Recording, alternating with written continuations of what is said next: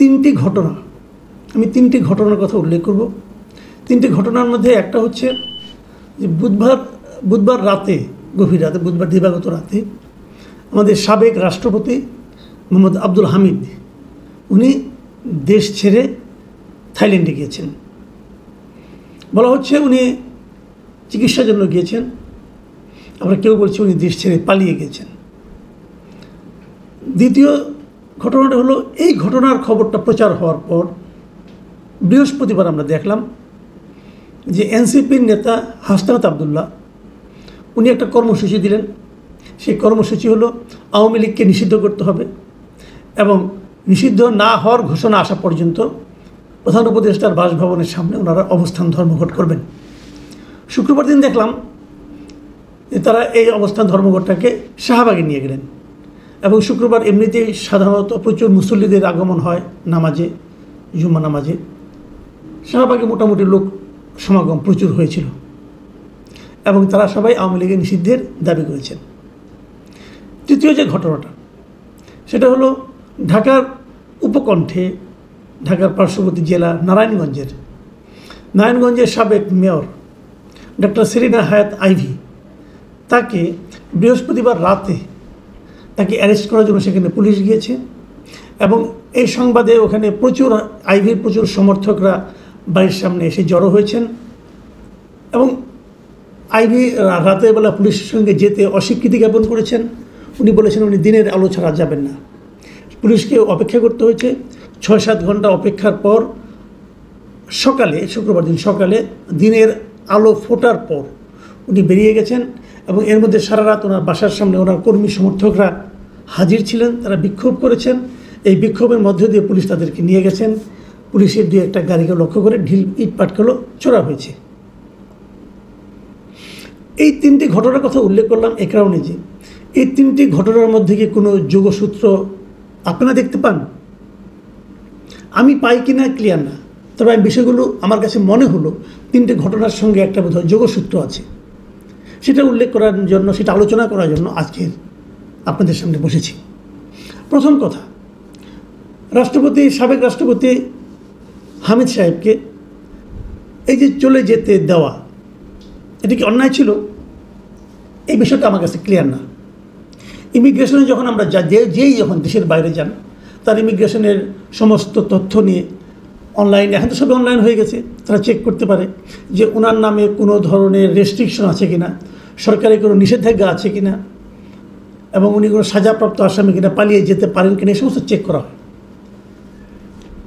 হামিদ সাহেব সাবেক রাষ্ট্রপতি, ওনার নামে কোনো ধরনের নিষেধাজ্ঞা আছে সেরকম কথা আমরা কেউ জানি না, পুলিশও জান না। অনেকের দেখেন যারা নাকি একটু সিরিয়াস টাইপের দেশ ছেড়ে পালাতে পারে, পালিয়ে গেলে সমস্যা হতে পারে, তাদের ব্যাপারে কিন্তু সরকার অথবা আদালত কিন্তু দেশ থেকে উপর নিষেধাজ্ঞা আরোপ করে। ওনার উপর সে ধরনের কোনো নিষেধাজ্ঞা ছিল না। ওনার নামে একটা হত্যা মামলা ছিল, সেই মামলাটা ওনার বিরুদ্ধে করা হয়েছিল কিশোরগঞ্জ সদর থানায়। সেটাও 14 জানুয়ারিতে ওনার বিরুদ্ধে একটা হত্যা মামলার তথ্য রয়েছে এবং সেই হত্যা মামলা আরও অনেক আসামি, যেরকম গণমামলা আমাদের এখানে হতো, শেখ হাসিনা আসামি, তার বোন আসামি, জয় আসামি, পুতুল আসামি, সবাই আসামি, উপজেলাতে সবাই আসামি। তার সঙ্গে যেহেতু ওনার বাড়ি কিশোরগঞ্জে, ওনার নামও সেখানে জুড়ে দেওয়া ছিল। দেখুন, হামিদ সাহেব আরও 2 বছর আগের থেকে রাষ্ট্রপতি নেই, উনি এখন একজন সাধারণ নাগরিক। ওনার নামে কেউ হত্যা মামলা করতেই পারেন, যে কারো নামে হত্যা মামলা হতে পারে। আপনি নিজেও জানেন না আপনার নামে হত্যা মামলা একটা আছে কিনা, কেউ জানে না। একজন লোক 200-300 লোকের নিয়ে মামলা করে, তারা তো জানেও না তার নামে নাম ঢুকে দেওয়া হয়েছে কিনা, তার কোনো শত্রু এই কাজটা করেছে কিনা, কেউ জানে না। সেই হামিদ সাহেবের বিরুদ্ধে মামলা একটা হয়েছে, কারোর বিরুদ্ধে হত্যা মামলা হলেই কি তার বিদেশ গমনের উপর কোনো নিষেধাজ্ঞা থাকে? মামলা তো অনেকের নামেই থাকে। মামলা থাকাকালীন কেউ কি দেশের বাইরে যায়নি এর আগে? খালেদা জিয়া কি কখনো যাননি? ওনার বিরুদ্ধে মামলা অনেকগুলি ছিল, উনি বিদেশ গিয়েছেন। তারপর যখন ওনার সাজা হয়েছে, জেল হয়েছে, তারপর উনি যেতে পারেননি। কিন্তু একটা মামলা থাকলে সে বিদেশ যেতে পারবে না, যে মামলা তদন্ত এখনও শেষ হয়নি। তাহলে তো এই দেশে কেউ বিদেশে যেতে পারবে না ভাই। আপনি তো সবার নামে একটা মামলা করে দিয়ে দিতে পারেন, তো উনি একজন সাধারণ নাগরিকের যে অধিকারটা, আমাদের সংবিধান তো আমাদের সেই অধিকারটা দিয়েছে। সংবিধান তো বলেছে একজন মানুষের চলাচলে যাতায়াতে কোনো বাধা দেওয়া যাবে না। এটা সংবিধানের 34 এবং 102 ধারায় স্পষ্ট করে বলা হয়েছে যে বাংলাদেশে কোনো নাগরিককে যাতায়াতে বাধা দেওয়া যাবে না। তাহলে আপনি যদি না তার বিরুদ্ধে আদালতে সুনির্দিষ্ট নিষেধাজ্ঞা না থাকে, তো ওনার বিরুদ্ধে কোনো নিষেধাজ্ঞা ছিল না তো। কিন্তু এটাকে অপরাধ হিসেবে বিবেচনা করা হচ্ছে কেন? এবং এটাকে অপরাধ হিসেবে বিবেচনা করে এরই মধ্যে একজন এসপিকে আপনার কিশোরগঞ্জের এসপিকে এবং ইমিগ্রেশনের এসপিকে এদেরকে প্রত্যাহার করা হয়েছে কেন? তারা কি এই শাস্তির যোগ্য? কোন অপরাধে বলতে হবে? তা না হলে হবে কি, আইন তো আপনি এক একজনের জন্য এক এক রকম হতে পারে না। উনি আওয়ামী লীগের আমলে প্রেসিডেন্ট ছিলেন, একটা অসুবিধা নাই, কিন্তু বাংলাদেশের আইনে কি লেখা আছে যে যদি কেউ কখনো জীবনে কোনোদিন আওয়ামী লীগ করেন তার জন্য এক আইন, আর যারা বাকি আছে তার জন্য অন্য আইন? এটা কি লেখা আছে?